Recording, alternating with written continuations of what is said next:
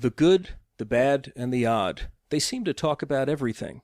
Get the comfy chair! Welcome to this episode of The Good, the Bad, and the Odd, with your hosts Mark and Sam. Hi, Sam. Hey. So it's a comfy chair today. Pull up the comfy chair time. It's been a while. Last time we did this was...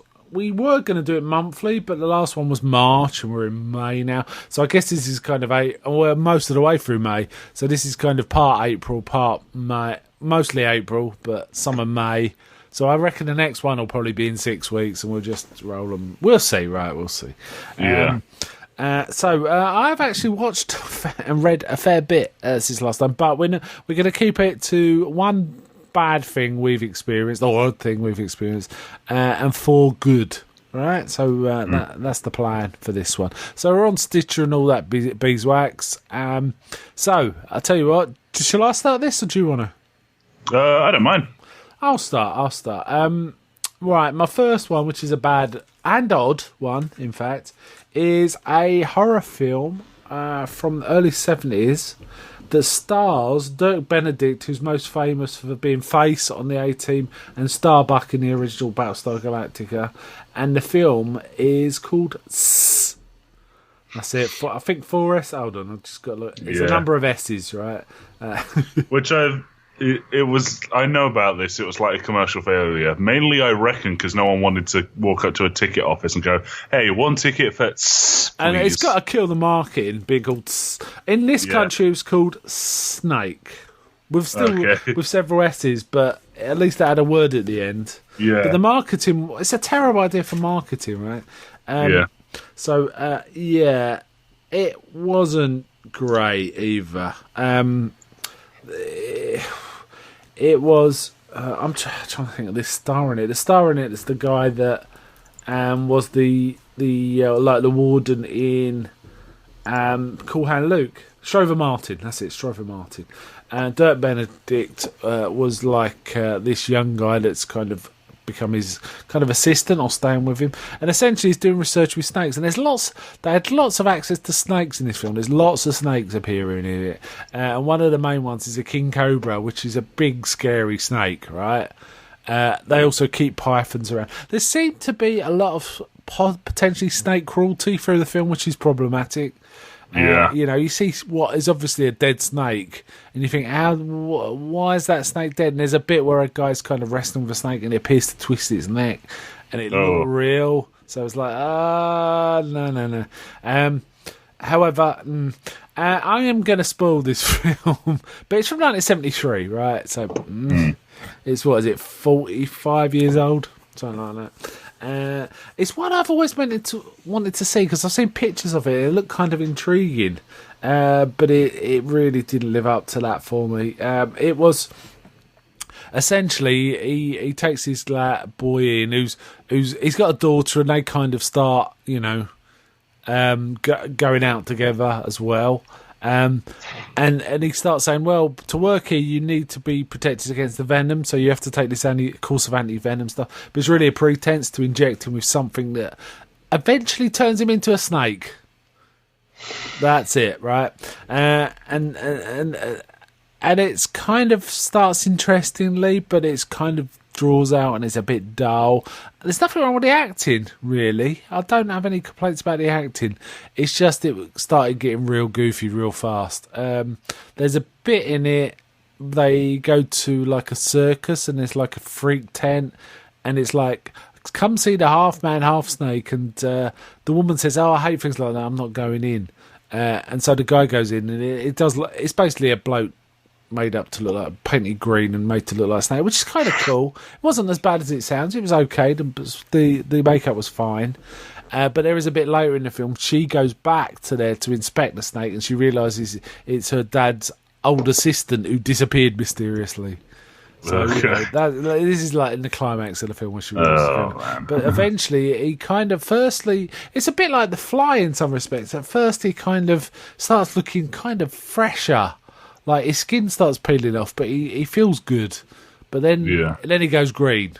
So that's not good, right? And he starts, his like nose starts, his forehead starts flattening and his nose gets more bulbous, so he starts looking a bit more snake-like. and he ends up looking a bit like the alien from V, which I don't know if you watch that. But the very end is really goofy because he literally transforms into a king cobra on the table.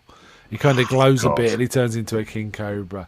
And the point of this is the scientist is saying, oh yeah, we need to evolve into being cold-blooded because the planet's going to go to hell, so this is the only way humanity's going to survive. So humanity's going to survive by turning into king cobras. Nice. Yeah. Uh-huh. Yeah, it's goofy. And I'm fairly certain that's a Spider-Man villain. Yeah, well, it could well be. But he's literally a snake. And also a mongoose gets out of its cage right at the end and starts fighting him. And it looks like, well, it is a genuine fight between a mongoose and a snake, which, again, is kind of problematic. It's been set up for this. And the mongoose is kind of chewing the snake's head and stuff like that. So it's like... and it is kind of stupid. Yeah. Not a great film. Quite dull. Yeah. I mean, I'll still give it like 5 out of 10. Because it wasn't very long, but it didn't do well because of the title, among other things, but it wasn't a great film anyway. But it's one I've always been meaning to see. I've been wanting to see it for years. Just it's not easily available, or, it's not something I really want to buy. I got it on a rental and I'm finally watching it. It's like a bit disappointing, really. Anyway, I've gone on way too much about this. You'll go next. Okay, now my bad is... It's unfortunately the remastered Dark Souls network test, which was available. I think it was. I played it last Friday, so that would be the 13th, I believe. No, the 11th. Okay. So, yeah, and yeah, it's still Dark Souls, but Dark Souls was released 7 years ago, so it's still looking old. Yeah. It looks exactly the same, which is pretty good because Dark Souls look pretty good, but it still has all the same problems, all the same bugs, everything. Really? That's terrible for a remaster. Yeah. Oh, whoa. Yeah. They haven't done anything other than update the graphics or something. They've barely even done that. They've taken away some of the stylization and given, but like it used to be that there's this point, the sort of respawning points are called bonfires, and they had this like really kind of cool looking stylized flame that sort of stood in the middle of it. They've taken that away and replaced it with a fairly generic fire effect. Okay. And they've taken away like the 3D sort of fog wall effect, so like your hand disappears as you go into it. Now it's just a 2D like wall that you just fade through. It doesn't look great, but that's not that bad for the console because there's only really one way you can play it now, and that's to get the new version, which not that bad. But on the PC, all that's really being changed has already been changed by a mod called DS Fix. Now, what they're doing is they're taking away the original version of Dark Souls and replacing it with this new one. But the good thing is you can upgrade to the new version for $20. Okay. To get the effects of this free mod. Sounds like a cash grab. Yeah. It's very much a cash grab, but I'm glad I'm going to be able to play it on the PS4, which I'm getting it for. So. Okay. Yeah, well, that's all right, I suppose. Messing about with it on the PC, so yeah. Anyway, yeah, it's kind of disappointing, but there's been worse things I've played. Sounds like it is a cash grab, naked cash grab. Sounds like. Yeah. That's a shame. Didn't add any value at all. Okay, my next one. You know what? I've just lost my list. Okay, my next one. We both watched together, actually, and I just can't resist talking about this. It is in our Hall of Fame as our favourite Good, Bad and Odd film. The number one classic, Flash. It's Flash. Indeed. Flash Gordon. Still as fantastic as ever. Basically, I'm rating this 10 out of 10 now. It's incomparable, this film.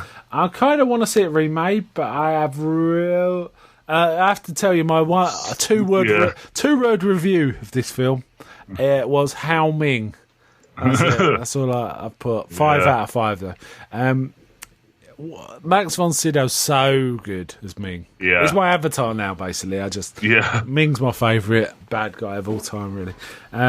See, Sidow can still camp it up with like the best of them nowadays. So he could still be Ming. He could. Absolutely. He could. And it's hard to think. There are people that could probably do it with the same gravitas. But Van Sydow was so good. So good. See, my favorite part about that film is Ming is probably the only person that's not really campy. He's like fairly serious throughout it. Yeah, he is. And he doesn't mess around. And he kind of relishes it, doesn't he? He loves what he does. And he's like total power and everything. And he doesn't care about his daughter or anything. Nothing phases Ming at all. And you know, it's basically ends with it's open ended, right? Yeah. Ming could easily come back, right, with that ring, whatever he had. And it is interesting because he is so utterly powerful. The way they took him out, which was accidental, is probably the only. Yeah, is the only way you could take him out. There's no way you could fight him head on. Well, there was going to be a sword fight, apparently. No, that would have been terrible. Yeah, well, I mean, it happened in the comics, and it happened in the old serials, and it happened... Well, you see some of the comic panels in the openings. Yeah, in the opening. Yeah. So, and one of them is Ming and Flash sword fighting. So yeah, it's even watching this film's even made me tempted to try out the sci-fi TV series. But I've heard it's really bad. Yeah, I've heard bad things about that. I like the old serial. I do like the old black and white serial. I need to watch that again. It is a lot of fun. It's completely bonkers in terms of plotting, but it is. There's 3 serials. You know, Flash Gordon goes to Mars. Yeah, and Flash Gordon conquers the universe. Yeah, and it is funny that the fact is that the men are wearing hot pants. Yeah, and stuff like that, and there's all kind of goofy stuff like that. It is interesting, this film, that ultimately the two most significant characters are one's Ming. Sorry, this is acting I'm talking about, and probably the other one's Voltan, Blind Blessed. I kind of like Timothy Dalton as Baron as well, though. He's good. There's some other ones. Topo is quite good as Zarkov. Yeah. As well. But man, this is such a good film. And the music, right? The music. Yeah. I mean, Queen are famous for 2 soundtracks. They've done more, but there's 2 they're particularly famous for. And it's this and Highlander, right? Yeah. This one had all those weird allusions to the other. I can't remember if this was made before Highlander. Yeah. Yeah. It was. Okay, so... Weird coincidence that they mentioned the Princes of the Universe and Who Wants to Live Forever there. Yes, yeah. So makes you wonder if they had those songs for Flash and they repurposed them. But even if they did it, man, they fit perfectly. So such a good film, really good on Blu-ray. So colourful that the whole Mongo is just amazing. It's just like a paint splodge everywhere. The weird surreal like space around it, and they keep calling it Mong space, so it's that was pretty funny. Okay, your number one then. Your number one, good. Okay, my good is a little game called Papers, Please, which you're gonna think this is very boring sounding. Sorry, is this a video game?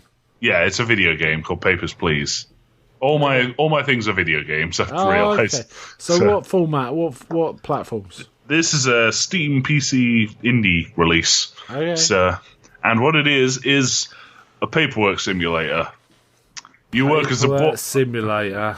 Yeah, you work as a border crossing guard. Is this preparing for Brexit or something? No. It's but you start to like pick up that you're like basically the linchpin of a story.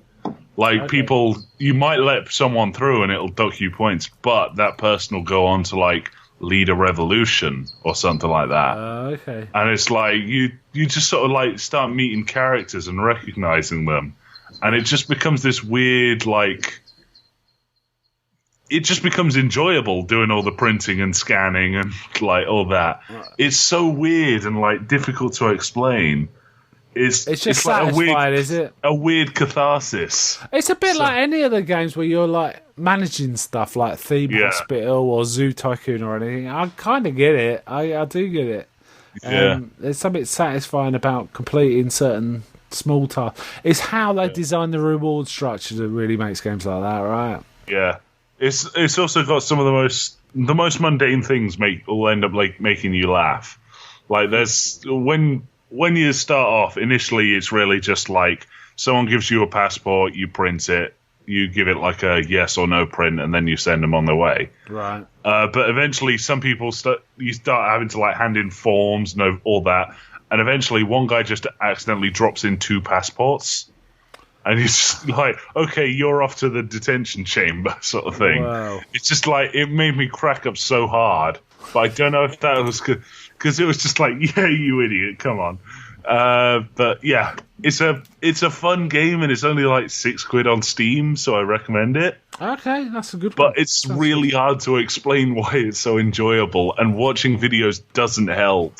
So, it just looks boring, does it, on videos? Yeah, it looks really boring. I guess certain games do look boring. You know, certainly God games often look kind of a bit... a bit like... Even like The Sims is quite dull to watch someone else do, but it's kind of interesting to do so.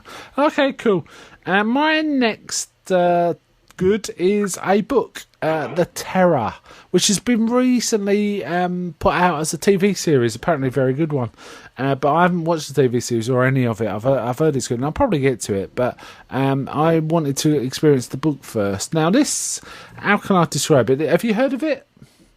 No, I haven't. Dan Simmons is the writer. It's essentially, in a way, imagine putting The Thing, the Carpenter, John Carpenter thing, in a blender with Master and Commander, Moby Dick, and Heart of Darkness is probably the best way to describe it, because it's basically a Victorian ship trying to work out the Northwest Passage, or how to get around through the North Pole if there's a passage, and they're caught in ice. And they're like the latest modern ships in the Victorian fleet, but this is the 1840s, so they're basically ironclads with lots of supplies, lots of equipment to get through ice and stuff like that. And it's quite an intriguing book. It's quite a bit overlong. It kind of started losing me in the first act, but then it picked me up again, and by the end I was properly enthralled, because there's an awful lot of fine detail about how you deal with ice and different types of ice and what equipment you've got with ice. He's obviously done his research, right? But it's quite kind of intriguing. They're trapped, so they're running out of supplies, and they're waiting for the ice to start cracking so they can make some headway, but there's no signs of it cracking. But there's some weird beast out on the ice that's starting to take them out one by one as well. Okay. And they kind of never quite see it, so they're not sure what it looks like. And there's a kind of sense of paranoia about that. And in addition, some of the crew are kind of starting to get mutinous and untrustworthy around officers. So there's that paranoia too, right? So you can see it's a bit like The Thing, right? But then as it goes on, things change, and it becomes almost like personal journeys for each man, in terms of how they live and stuff like that. And it's good. I actually listened to it on audiobook, and the reader, whose name I can't... It was on Audible. It's an Audible book. And the reader did an excellent job of doing different accents for each man. So the characters were very well distinguished. So you didn't get confused at any point. I really liked it, but it was like 25 hours. Oof. So it was a long old listen. That's an investment. Yeah, well, I did a lot of driving, so that was fine. I definitely recommend that one. Very good. Yeah. Over to you. Okay, my next one is StarCraft 2. It's a real-time strategy game. So in the vein of Age of Empires, Age of Mythology, that sort of thing. Base building, build a little army, send it off to fight people, that sort of thing. Yeah, it's one of those ones that are like based on the old Command and Conquer kind of thing. Yeah, that sort of thing. The Warhammer games can be similar, can't they? Yeah, I think this one was going to be a Warhammer 40k game, but Games Workshop pulled the license. So Blizzard just went like, yeah, we'll just make the game, still make the game and just call everything different. Yeah, StarCraft's been around for a while, isn't it? Yeah, so the Eldar became the Protoss, Tyranids became the Zerg, and the Space Marines became the Terrans. Okay. But it's got a really good story and really good competitive online. So you play it online. It's not a single player, or is it just competing? It's you can play the story, and it's got a really good, and it's got 3 whole campaigns for story. Oh, nice. And it's got co-op, so you can play that indefinitely if you wanted to. But you have to buy more characters. You start off with 6, and you have the others, but you need to buy them to be able to get them to higher levels. But yeah, so the competitive online for this is insane, because I think it is the most like populated esports game like around. Okay, cool. So like Korean, the whole, like, it's kind of a meme that Korea, like every Korean knows Starcraft sort of thing. Yeah. It's ridiculous how good almost every player with Asian characters in the name seems to be at this game. Like they know the shortcuts, they know quick selects, they know everything. It's typical that I'll start a game, and then about 5 minutes later, I'll just have lost because they've won. It's like, wow. There's doesn't that put you off? No, because it's like, okay, I've recently been playing a lot of like I say, I played Dark Souls, the Network Test, and I've been playing Dark Souls 2 and some other games I'll talk about. But that's got me in like the hard game mindset, where it's like, I'm coming back to this and I'm going to win, sort of thing. Yeah. So I've started to be able to win every so often, but it's still every so often. It's very sad. So This is just to confirm, PC, right? This is PC. Yeah, it's PC. Steam, is it? Yeah. No, it's a Battle.net, Blizzard's own thing. So okie doke. Cool. Right, my next one is a couple of films. First one we definitely covered in the past. I'm sure we have Deadpool. Yeah, we have. And I went to see Deadpool 2, right? Okay. And I'm not going to spoil it, but I did rewatch Deadpool as well. I actually enjoyed Deadpool more the second time. Actually, it's probably more like the third or fourth time. It's just so funny, and it just keeps it up, really. I think its pacing is really good, and I think it probably hinges on whether you like Ryan Reynolds or not, really. And I do, so that's fine. And I think it's a comedy as far as I'm concerned, really, with some action stuff. Well, it is a comedy, so yeah. And I thought before going into Deadpool 2, I thought they're going to have to go a long way to beat the opening credits of Deadpool 1. And while they don't beat it, they do an alternative one, which is a bit. This isn't really a spoiler. Bit James Bond. They're kind of riffing on James Bond, but with Deadpool, so you can kind of imagine what takes place. Yeah. Deadpool still remains excellent. The second one I don't think is as good as the first one personally, but it's close, and I would recommend going to see it. I really like the addition of a couple of the new characters, in particular Cable. But also there's a character called Domino that I really liked in this too. At one point Deadpool refers to as the Black Widow because she's black, right? It just made me laugh. Black Widow. It was funny. Some of the plotting was a bit but it was fun. And there's an amazing kind of post-credit sequence as well. Oh, by the way, if you do go see it, don't wait till the end because there isn't anything at the end. Okay. The post credit is pretty close to the first few bits, but I think there's 2, so it's worth kind of hanging around a bit just to see it. But once the screen goes black and you're just getting titles, go home. That's the point to leave. Little tip. But before that, there's a couple of post-credit sequences that were very good, really funny actually. And yeah, it was fine. And I enjoyed it quite a lot. Glad I went to see it. No regrets about seeing it. So yeah, I could certainly recommend Deadpool 2. And Deadpool, I really like. I bought Deadpool, on Blu-ray, so we watched it. I watched it with you. Yeah, it was fun. It's a fun film, right? Okay, back to you. Okay, my next one is Bloodborne. You've talked about this before, haven't you? Yeah, I've talked about this at length before. It's a really good. It starts off as a gothic horror game where you're going around killing werewolves, searching for the cure for something called the beast blood that's ravaging the town. Yeah. And eventually it's slowly revealed that you're pretty much in some sort of like Lovecraftian nightmare realm. And elder gods are trying to have children, which is never a good thing.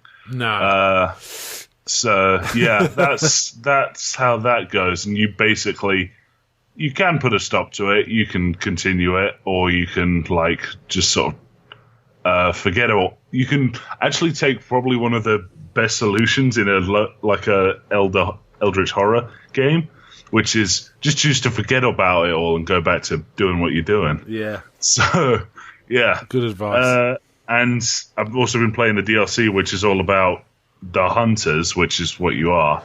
Like a pocket hell dimension made for them.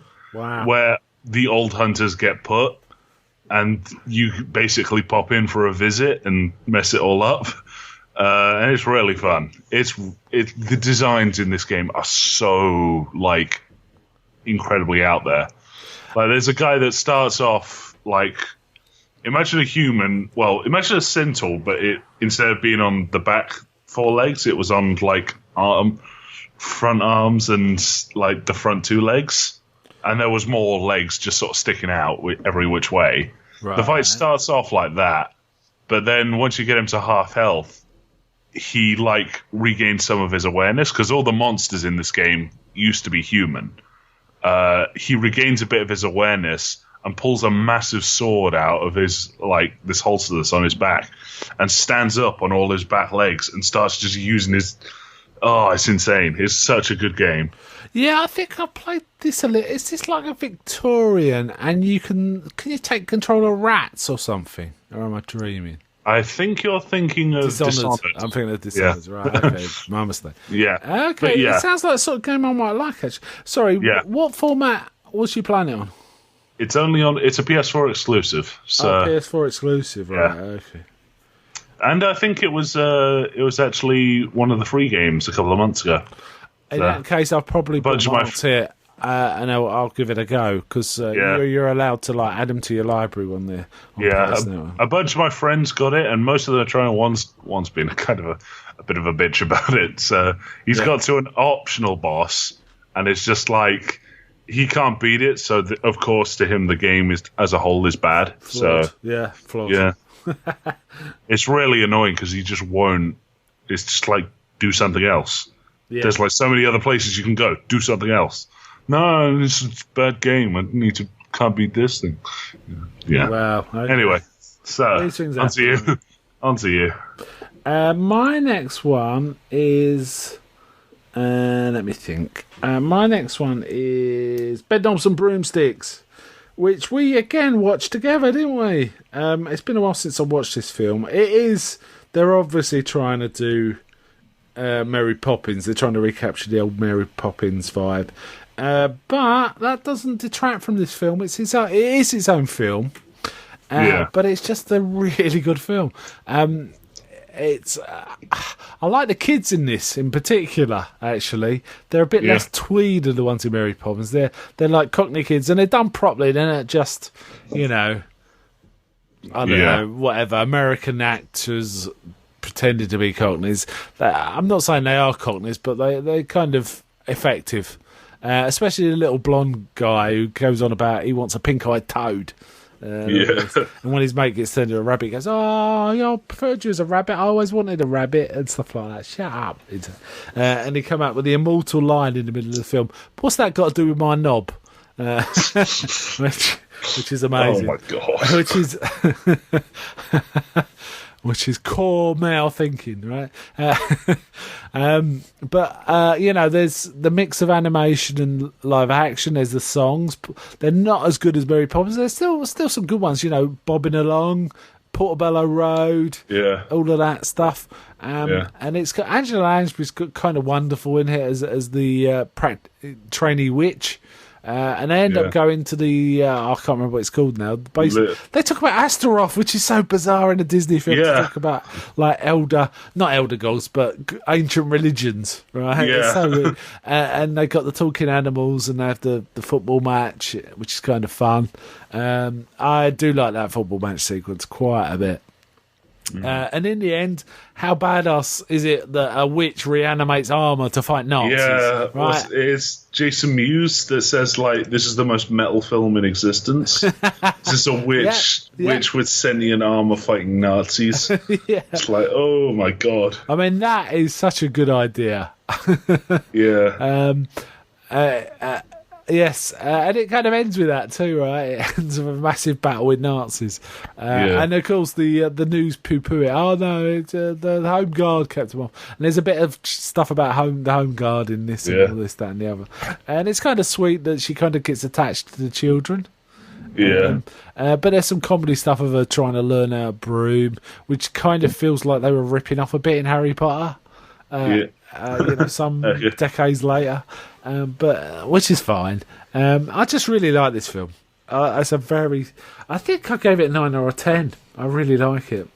Okay. I like a lot of Disney, sort of 60s and 70s Disney, though. So that's not unusual for me. But yeah, I'm just checking my rating on it. Okay. I can't find it, but no, 9. I gave it 9. And I do say in the review, contains the best movie quote ever. What's that got to do with my knob? Oh my god. And I said, a family movie where a badass witch reanimates medieval armour to fight off Nazi hordes with the help of a magician and 3 Cockney urchins. Yeah. Good review, right? Okay. So I haven't got much else to say about it. I really like it. Okay. So my next one is Bioshocks 1 and 2. Okay. So I've been taking a chance to play those because I got them not too long, actually quite a while ago. But yeah, Bioshock. Bioshock's the story of this guy who was on a plane that crashed in the Northern Atlantic, and he washes up on like a lighthouse, and discovers that it's actually like a submarine dock for a deep sea city under the water called Rapture. Cool. Which is all Art Deco. Ron Swanson would love this place. It's well, he'd love and hate it because it's super Art Deco, but it's like massively libertarian and individualized. So yeah, if you can basically make your own rules, but other people can make the rules just as much. So yeah, good luck there. However, of course, it's all gone to hell. So it starts off with you trying to find your way through it and trying to track down these things called the Little Sisters, so that you can defend yourself. Little Sisters are little girls with slugs implanted into their stomachs, and they're also very creepy. They are guarded by the Big Daddies, massive, diving suit wearing superhumans, wielding either massive drills or rivet guns that have insane damage. There's also the Splicers, mutants that are running around the city. They're the residents. And there's, at the top of it all, there's Andrew Ryan, who built the city and wants you and pretty much anyone that's ever found it dead. So, nice. Yeah, it's a cheerful game, but it's got its fun bits. Like you break into a place, and before you can get out, this crazy artist finds you and locks off all travel, and it's like, come little moth, we'll find some things to do together. And it's like, oh, this is weird, but it's funny. So he gets you taking pictures of monsters and stuff like that. Okay. Yeah, it's a really fun game. It got a lot of 10 out of 10s. Yeah. It's Bioshock Infinite a third game then? Yes, Bioshock Infinite is the it's the third in the series, but it takes place Bioshock and Bioshock 2 respectively take place in 1960 and 1969. Okay. Bioshock Infinite takes place in, I think, the 1920s. Okay. Yeah. I see. So it's quite a while before, but Bioshock 2 actually has you be one of the big daddies. Okay. And it's so fun using that drill. Like, it's probably one of the most satisfying melee weapons ever.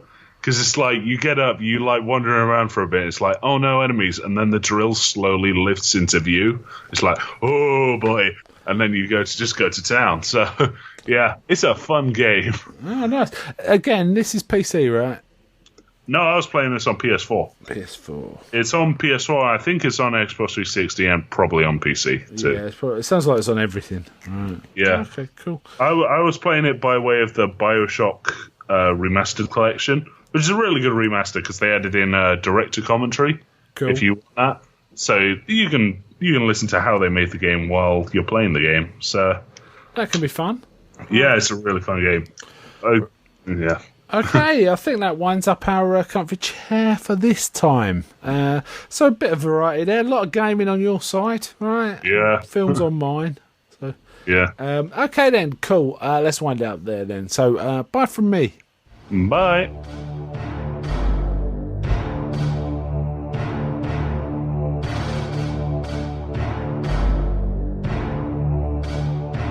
We like to hear from our listeners at The Good, The Bad and The Odd, so if you have had any thoughts on this week's topic or anything else movie or TV related, drop us a line at info@thegoodthebadandtheodd.com. Written or MP3 attached, we like both. We're available on Stitcher, iTunes and as an RSS feed. Just go to www.thegoodthebadandtheodd.com for links to these.